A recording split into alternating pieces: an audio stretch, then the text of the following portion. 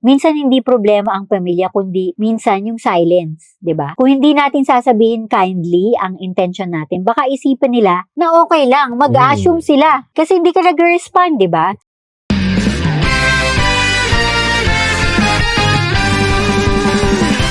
Hello mga happy spouse, happy house. Ako po si Coach Shinky. Ako naman po si Coach Novi Antan, and today we're tackling a very real issue for couples, lalo na sa Pilipinas, where family ties are really strong. Sobrang importante. Kahit sa atang nasyon tayo pumunta, mahal talaga yung family ties, ibang level. Sobrang closeness nga, di ba? Parang feeling talagang close na close eh. Pero sad to say, minsan doon sa family ties, doon nanggagaling yung family pressure. Exactly. Whether it's in-laws, outlaws, extended family, kahit magulang natin mismo, or kapatid, di ba? Nakaka-stress talaga minsan pagka hindi natin nasa-set ang boundaries. And then, at the same time, yun nga, it's so hard na, especially with our elder days, na how can you set boundaries without dishonoring them? That's what we'll unpack ka Happy Spouse, Happy House. Our guide verse for today is Genesis chapter 2:24. Sabi, that's why a man leave his father and mother, which is united to his wife, and they become one flesh. So yung design po ni God, talagang sobrang klaro yan.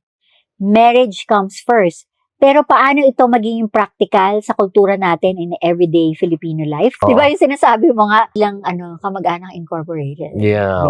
No, yun nga. So, number one, I think First things first, para maintindihan natin talaga yung, again, the dynamics of mga relationship, mga kamag-anak, kapatid, magulang. We have to recognize how God designed really marriage. Importante yan. Di ba? Yung family is the basic unit of society eh. Pag ikaw, single ka, priority mo, parents mo. Pero once you get married, bumubuo ka na ng sarili mong pamilya eh. Hindi ibig sabihin nito na ikakalimutan mo na yung magulang mo. Pero ang nagbabago lang doon, yung priority. Parang kunyari, dati ang priority mo nung nag-aaral ka, pumasok sa school. Pero pag ikaw nagkatrabaho na, anong priority mo? Opisina na. Siyempre, magkatrabaho ka na. So, nagbabago yung priority. Hindi pwedeng nasa 30s ka na, nag-school ka pa, 40s nag-school, tapos hindi ka kumikita. What's the point of going to school? So, it's very important. And in marriage, kung dati lahat ng desisyon mo ay syempre, tatanong mo sa magulang mo, sa nanay mo. Ngayon, next, di ba, as a matter of fact, pag single ka, di ba, nag-adult ka na, you make your own decision. Pero pagka ikaw ay kinasal na, nagbago na yung priority.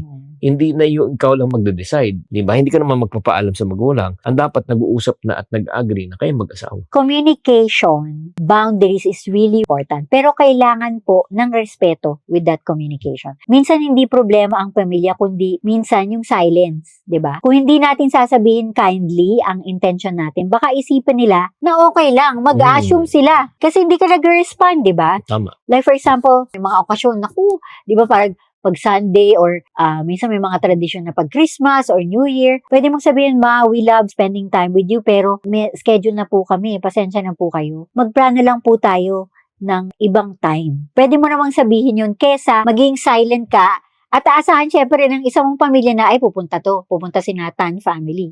Pero hindi ka naman talaga pupunta. Yung mga ganong maliliit na communication, kailangan mo i-relay, pero kailangan mo i-face. Hindi mo pwedeng iwasan dahil feeling mo ma-offend sila. Kasi, mahal, di ba? Ma-offend sila eh. It should start in the way you're gonna convey it to them. Dapat may respeto pa rin. Yeah, and not only that, I think the dynamics of family also. Now, you and I, especially tayong mga husband, and yun nga, with your wife, you should be united as husband and wife. Kunyari, may nagtanong, pwede ka bang pumunta sa ganitong event? Hindi ka dapat sumagot ng oo agad. Dapat ang SOP natin, we talk to one another and agree first. Kasi kapag nag-agree ka, naipit na siya, wala na siya ring choice. At the same time, kung meron kayong disagreement, hindi dapat kayo nag-aaway sa harap ng pamilya. Kahit iba opinion nyo, please settle it in private. You have to show unity. Kasi kung may conflict, like for example, magpasko, kay in-laws or sariling pamilya, yan yung mga major issue. Again, mag-usap muna kayo privately bago kayo magbigay ng sagot. Minsan may nagtatanong, paano ba nare-respetuhin ng aming mga magulang? Siyempre, lalo itong mga bagong kasal. Kailangan po ibalanse natin yung honor with independence. Definitely, sabi nga sa Exodus chapter 20:12, we are called to honor our parents. Pero, yung honoring po doesn't mean obeying everything that they were telling, no? Tama. Kasi meron na tayong sarili nating dapat gawin bilang mag-asawa. So, pwede tayong mag-honor with respect and gratitude while still standing firm as a couple. Like for example, pag may nagbigay ng unsolicited advice about finances, like for example, Ma, thank you po sa concern. But we'll pray about it and we'll decide together. Siyempre, yung mga nanguutang sa atin. Kamag-anak incorporated, hindi may iwasan yan. So,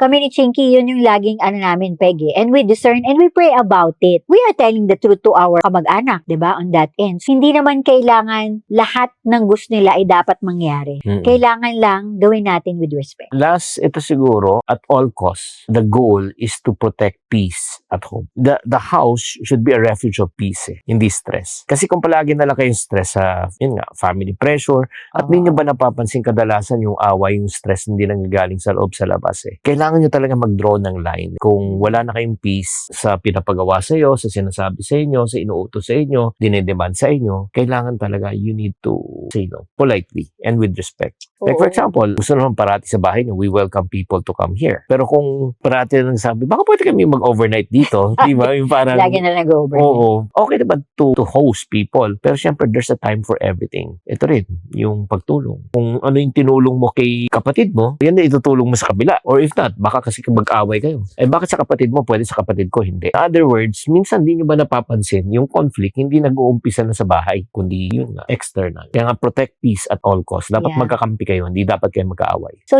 couples, napakahalaga ng role ng pamilya sa atin. Especially our extended families, mahal natin sila. Sila ang unang alaga sa atin, nag-aruga sa atin, pero God designed marriage to be a new covenant.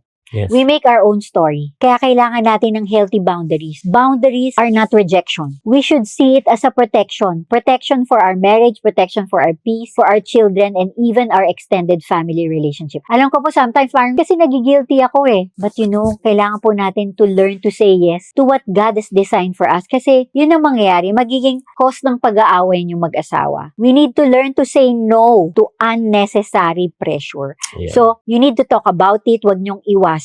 Kaya kung nawawala na yung peace nyo, you have really to pray. It's not an issue of you want to help. It's an issue if it's really costing your peace. So this is my challenge for you. Sit down with your spouse this week. Pagtanungan kayo, anong area ba ng buhay nyo yung parang nahihirapan kayo mag-set up ng boundaries sa family nyo? You can talk, you can pray, and agree on small boundaries and put them into practice together. Kaya dapat maging consistent na kayo. Like for example, again, wag kang oo hanggat di kayo nag-uusap. I think that's small practice already. Consistency is more important than perfection. If it's okay po, mga couples, let us pray, Talagang importante po ang ating pamilya, kaya bigyan natin yan kay God. Father God, thank you for blessing our family with the gift of marriage. Lord, turuan niyo po kami how to honor our parents and their relatives while putting you and our spouse first. Lord, bigyan mo kami ng wisdom to set boundaries with grace. Even courage to stand united as a couple na sometimes talagang mahirap gawin. And give us the humility to be able to love our families as well. Lord, I pray that may our homes be filled with peace and be filled with respect, Lord. In Jesus' name. Amen. Maraming salamat po sa pagsama again in this episode of Happy Spouse, Happy House. Yes. Sana nakatulong kami sa inyo at